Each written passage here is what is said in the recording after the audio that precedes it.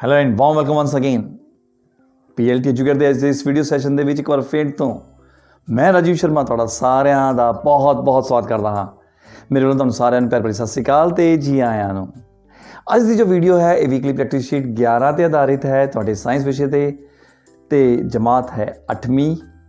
ਜੋ topic cover ਕਰਾਂਗੇ ਉਹ ਹੈ ਸਾਊਂਡ ਦਾ, ਧੁਨੀ ਦਾ। ਸਾਨੂੰ 15 ਪ੍ਰਸ਼ਨ ਐਜ਼ ਯੂਜ਼ੁਅਲ ਦਿੱਤੇ ਗਏ ਹਨ। ਸੋ ਆਓ ਇੱਕ ਪ੍ਰਸ਼ਨ ਨੂੰ ਚੰਗੀ ਤਰੀਕੇ ਨਾਲ ਘੋਖਦੇ ਹਾਂ ਅਤੇ ਉਹਨੂੰ ਸਮਝਣ ਦੀ ਕੋਸ਼ਿਸ਼ ਕਰਦੇ ਹਾਂ। MCQs ਦੇ ਵਿੱਚ ਰਾਈਟ ਟਿਕਸ ਲੱਭਦੇ ਹਾਂ। ਤਾਂ ਸ਼ੁਰੂ ਕਰਦੇ ਹਾਂ। ਸਾਡੇ ਕੋਲ ਜੋ ਪਹਿਲਾ ਪ੍ਰਸ਼ਨ ਹੈ ਉਹ ਹੈ ਕਿ ਕਲਪਨਾ ਕਰੋ ਕਿ ਤੁਸੀਂ ਇਹ ਦੇਖਣ ਲਈ ਇੱਕ ਪ੍ਰਯੋਗ ਕਰ ਰਹੇ ਹੋ ਕਿ ਧੁਨੀ ਵੱਖ-ਵੱਖ ਮਾਧਿਅਮਾਂ ਵਿੱਚ ਕਿਵੇਂ ਪ੍ਰਸਾਰਿਤ ਹੁੰਦੀ ਹੈ। ਹੇਠਾਂ ਦਿੱਤੇ ਮਾਧਿਅਮ ਵਿੱਚੋਂ ਕਿਸ ਵਿੱਚ ਧੁਨੀ ਪ੍ਰਸਾਰਿਤ ਹੋਵੇਗੀ। ਸੋ ਠੋਸ, ਤਰਲ, ਗੈਸ ਜਾਂ ਇਹ ਸਾਰੇ। ਪਹਿਲੇ ਵਿੱਚ ਸਾਨੂੰ ਪਤਾ ਹੈ ਕਿ ਧੁਨੀ ਨੂੰ ਪ੍ਰਸਾਰਿਤ ਹੋਣ ਵਾਸਤੇ ਮਾਧਿਅਮ ਦੀ ਲੋੜ ਹੁੰਦੀ ਹੈ। It needs a medium, right. So ਉਹ ਮਾਧਿਅਮ ਕੋਈ ਵੀ ਹੋ ਸਕਦਾ ਹੈ, ਠੋਸ ਵੀ ਹੋ ਸਕਦਾ, ਤਰਲ ਵੀ ਹੋ ਸਕਦਾ ਅਤੇ ਗੈਸ ਵੀ ਹੋ ਸਕਦਾ ਹੈ। ਸੋ ਇਸ ਪ੍ਰਕਾਰ ਸਾਡੇ ਕੋਲ ਜੋ ਉੱਤਰ ਹੋਏਗਾ ਉਹ ਹੋਏਗਾ ਇਹ ਸਾਰੇ ਦੇ ਉੱਪਰ ਆਪਾਂ ਟਿਕ ਲਗਾ ਦਿੰਦੇ ਵਿੱਚੋਂ, ਰਾਈਟ।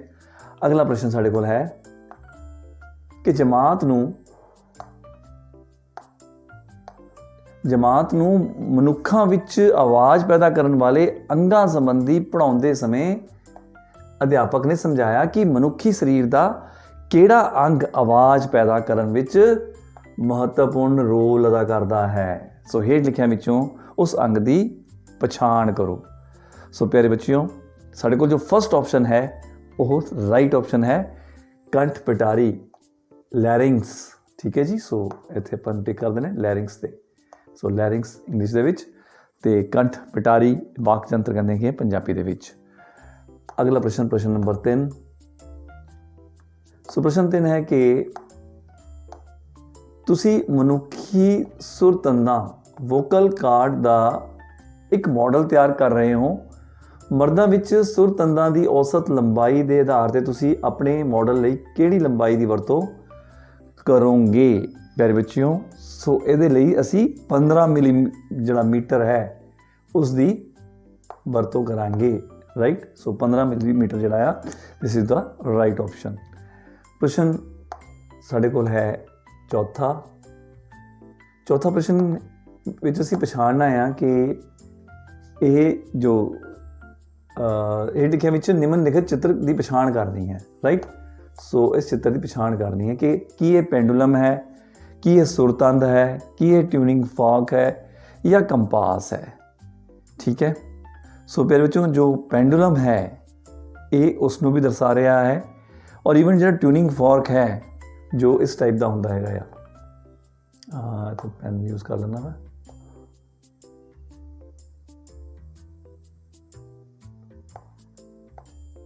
ਇਸ ਟਾਈਪ ਦਾ ਹੁੰਦਾ ਹੈਗਾ ਆ। ਠੀਕ ਹੈ ਜੀ। ਸੋ ਜਿਹਨੂੰ ਅਸੀਂ ਜਿਹੜਾ ਹੈਗਾ ਆ ਅਸੀਂ ਕਿਸੇ ਵੀ ਜਿਹੜੀ ਹੈਗੀ ਠੋਸ ਵਸਤੂ ਦੇ ਉੱਪਰ ਅਸੀਂ ਉਸਨੂੰ ਟਕਰਾਉਂਦੇ ਹਾਂ ਤਾਂ ਉਸ ਤੋਂ ਬਾਅਦ ਅਸੀਂ ਸਾਊਂਡ ਸੁਣਦੇ ਹੈਗੇ ਹਾਂ। ਠੀਕ ਹੈ ਜੀ। ਸੋ ਉਹ ਵੀ ਓਸੀਲੇਸ਼ਨ ਦੇ ਉੱਪਰ ਹੀ ਆਧਾਰਿਤ ਹੈ। ਸੋ ਅਸੀਂ ਇੱਥੇ ਜੋ ਸਾਨੂੰ ਕਲੀਅਰ ਨਜ਼ਰ ਆ ਰਿਹਾ ਹੈ, ਜਾਂ ਤਾਂ ਅਸੀਂ ਪੈਂਡੂਲਮ ਵੀ ਲਿਖ ਸਕਦੇ ਹਾਂ, ਟਿਊਨਿੰਗ ਫੋਕ ਵੀ ਲਿਖ ਸਕਦੇ ਹੈਗੇ ਹਾਂ। ਬਟ ਪੈਂਡੂਲਮ ਜ਼ਿਆਦਾ ਕਲੀਅਰਲੀ ਸਾਨੂੰ ਇਹਦੇ ਵਿੱਚ ਵਿਜ਼ੀਬਲ ਹੈ। ਸਾਡੇ ਦਿਮਾਗ ਦੇ ਵਿੱਚ ਪੈਂਡੂਲਮ ਜਿਹੜਾ ਹੈਗਾ ਉਹ ਜ਼ਿਆਦਾ ਇਸ ਤਰੀਕੇ ਨਾਲ ਬੈਠਿਆ ਹੈ ਕਿ ਪੈਂਡੂਲਮ ਦੀ ਹੀ ਸ਼ੇਪ ਹੈ ਕਿ ਪੈਂਡੂਲਮ ਜਿਹੜਾ ਹੈ ਉਹਦੇ 'ਚ ਜਿਹੜੀ ਵਸਤੂ ਹੈਗੀ ਹੈ ਉਹ ਆਪਣੀ ਜੋ ਰੈਸਟ ਪੋਜੀਸ਼ਨ ਦੇ ਆਲੇ ਦੁਆਲੇ ਜਿਹੜੀ ਹੈਗੀ ਟੂ ਐਂਡ ਫਰੋ ਮੋਸ਼ਨ ਕਰਦੀ, ਤੁਹਾਨੂੰ ਪੈਂਡੂਲਮ ਕਹਿ ਦਿੰਦੇ ਹੈਗੇ ਹਾਂ, ਜਾਂ ਉਹਨੂੰ ਓਸੀਲੇਸ਼ਨ ਅਸੀਂ ਸਾਇੰਟੀਫਿਕ ਨੇਮ ਦਿੰਦੇ ਹੈਗੇ ਹਾਂ। ਸੋ ਇੱਥੇ ਜਿਹੜਾ ਆ ਸਹੀ ਉੱਤਰ ਪੈਂਡੂਲਮ ਹੋਣਾ ਚਾਹੀਦਾ ਆ। ਬਾਕੀ ਟਿਊਨਿੰਗ ਫੋਕ ਵੀ ਅਸੀਂ ਇਹਨੂੰ ਓਕੇ ਕਰ ਸਕਦੇ ਹੈਗੇ ਹਾਂ ਜੇ ਸਾਨੂੰ ਇਹ ਪੁੱਛਿਆ ਜਾਂਦਾ ਵੀ ਜੰਤਰ ਕਿਹੜਾ ਹੈ। ਇਹਨਾਂ ਨੇ ਸਿਰਫ ਸਾਨੂੰ ਚਿੱਤਰ ਪਛਾਣਨ ਦੀ ਕੋਸ਼ਿਸ਼ ਗੱਲ ਕੀਤੀ ਹੈਗੀ ਆ। ਠੀਕ ਹੈ। ਅਗਲਾ ਪ੍ਰਸ਼ਨ ਹੈ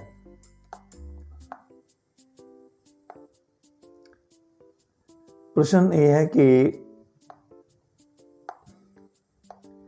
ਇੱਕ ਪੈਂਡੂਲਮ ਇੱਕ ਪ੍ਰਯੋਗ ਦੌਰਾਨ 8 ਸੈਕਿੰਡਾਂ ਵਿੱਚ 40 ਕੰਪਨ ਪੂਰਾ ਕਰਦਾ ਹੈ। ਇਸ ਦੀ ਆਵਿਰਤੀ ਕੀ ਹੋਵੇਗੀ।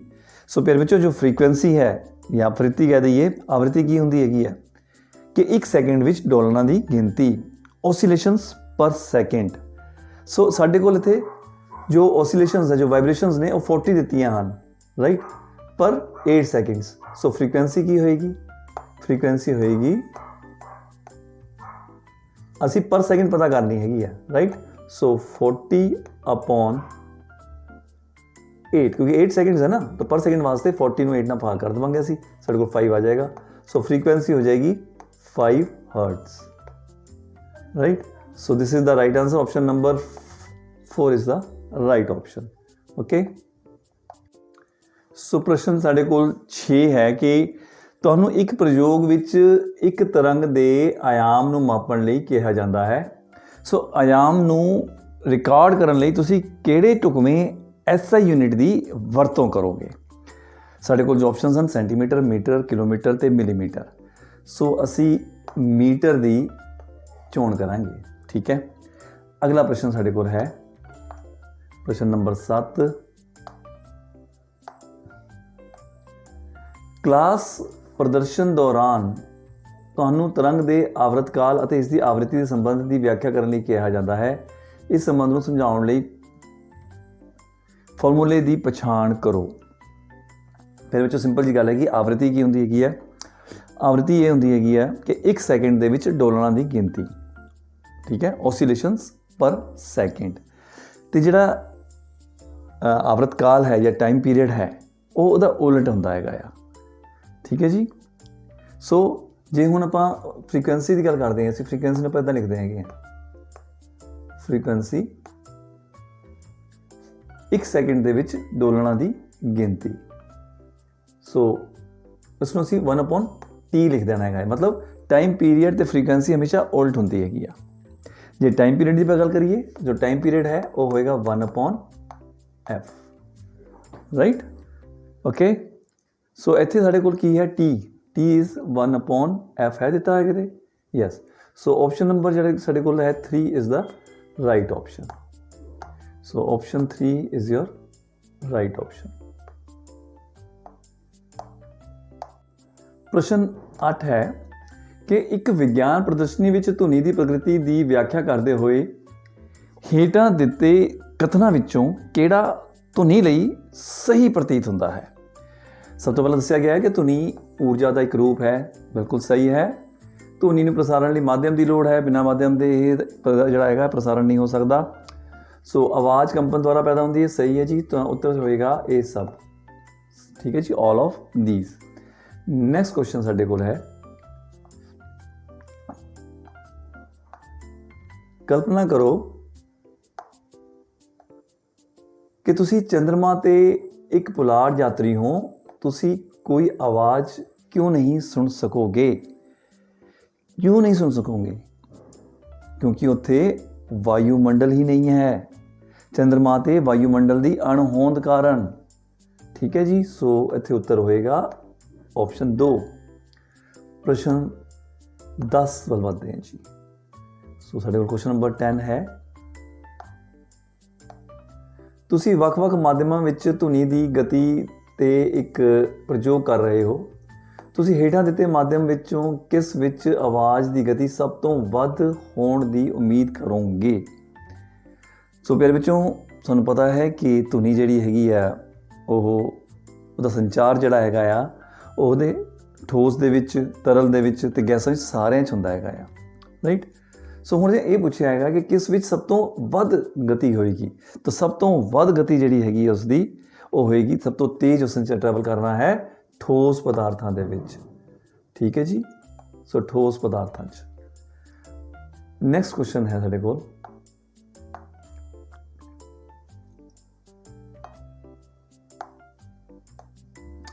ਇੱਕ ਧੁਨੀ ਪ੍ਰਯੋਗ ਦੇ ਦੌਰਾਨ ਤੁਸੀਂ ਦੇਖਿਆ ਕਿ ਕੁਝ ਮਾਪਦੰਡਾਂ ਦੇ ਬਦਲਣ ਨਾਲ ਇੱਕ ਧੁਨੀ ਦੀ ਪ੍ਰਬਲਤਾ ਵੱਧ ਜਾਂਦੀ ਹੈ। ਕਿਹੜਾ ਕਾਰਨ ਉੱਚੀ ਆਵਾਜ਼ ਨੂੰ ਸਿੱਧੇ ਤੌਰ ਤੇ ਪ੍ਰਭਾਵਿਤ ਕਰਦਾ ਹੈ?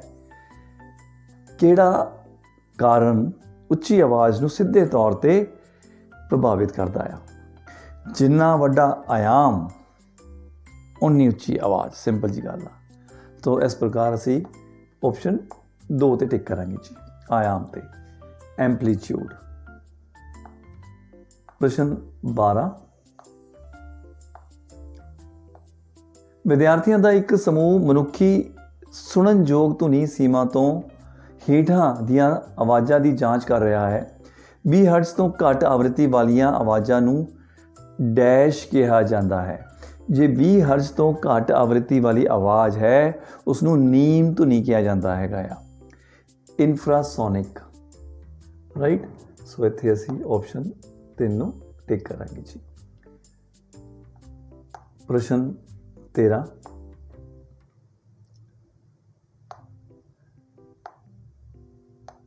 ਤੁਹਾਨੂੰ ਕਿਸੇ ਸ਼ਹਿਰ ਵਿੱਚ ਆਵਾਜ਼ ਪ੍ਰਦੂਸ਼ਣ ਦੀ ਪਛਾਣ ਕਰਨ ਦਾ ਕੰਮ ਸੌਂਪਿਆ ਗਿਆ ਹੈ। ਤੁਸੀਂ ਕਿਸ ਡੈਸੀਬਲ ਪੱਧਰ ਤੋਂ ਉੱਪਰ ਆਵਾਜ਼ ਨੂੰ ਨੁਕਸਾਨਦੇਹ ਮੰਨੋਗੇ ਅਤੇ ਧੁਨੀ ਪ੍ਰਦੂਸ਼ਣ ਵਜੋਂ ਗਿਣੋਗੇ। ਸੋ ਵਿੱਚੋਂ ਉਹ ਹੈ 80 ਡੈਸੀਬਲਸ, ਰਾਈਟ। ਸੋ ਇੱਥੇ 80 ਡੈਸੀਬਲਸ ਨੂੰ ਆਪਾਂ ਟਿਕ ਕਰਦੇ ਹਾਂ ਜੀ। ਪ੍ਰਸ਼ਨ 14,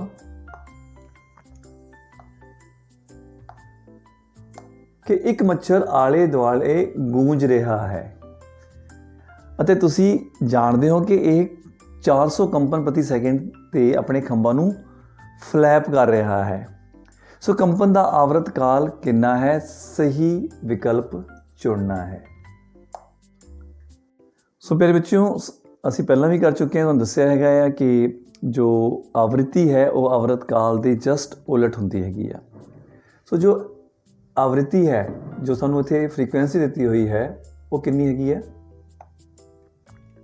ਉਹ ਹੈਗੀ ਆ 400 ਹਰਜ਼, ਠੀਕ ਹੈ ਜੀ, 400 ਹਰਜ਼। ਸੋ ਹੁਣ ਇਸ ਨੂੰ ਆਪਾਂ 400/1 ਲਿਖ ਸਕਦੇ ਹੈਗੇ ਆ। ਹੁਣ ਮੈਂ ਤੁਹਾਨੂੰ ਕੀ ਦੱਸਿਆ ਗਿਆ ਕਿ ਜੋ ਆਪਣਾ ਜਿਹੜਾ ਇਹ ਆਵਰਤ ਕਾਲ ਹੈ ਉਹ ਹਮੇਸ਼ਾ ਫ੍ਰੀਕੁਐਂਸੀ ਦਾ ਜਾਂ ਆਵਰਤੀ ਦਾ ਉਲਟ ਹੁੰਦਾ ਹੈਗਾ ਆ। ਸੋ ਇੱਥੇ ਜਿਹੜਾ ਆਵਰਤ ਕਾਲ ਹੋਏਗਾ ਉਹ ਹੋਏਗਾ 1/400। ਸੋ 1/400 ਸੈਕਿੰਡ ਜਿਹੜਾ ਹੈ ਆਵਰਤ ਕਾਲ ਹੋਏਗਾ ਔਰ ਇੱਥੇ ਆਪਾਂ ਇਸ ਨੂੰ ਟਿਕ ਕਰਾਂਗੇ 1/400 ਸੈਕਿੰਡ, ਠੀਕ ਹੈ। ਪ੍ਰਸ਼ਨ 15,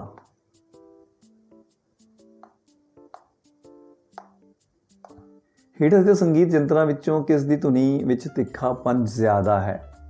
ਸੋ ਬੰਸਰੀ ਦੀ ਧੁਨੀ ਵਿੱਚ ਸਭ ਤੋਂ ਵੱਧ ਤਿੱਖਾਪਨ ਹੁੰਦਾ ਬੱਚਿਓ, ਫਲੂਟ, ਰਾਈਟ। ਸੋ ਇਸ ਪ੍ਰਸ਼ਨ ਦੇ ਨਾਲ ਹੀ ਅੱਜ ਦੀ ਇਹ ਵੀਡੀਓ ਇੱਥੇ ਸਮਾਪਤ ਹੁੰਦੀ ਹੈ।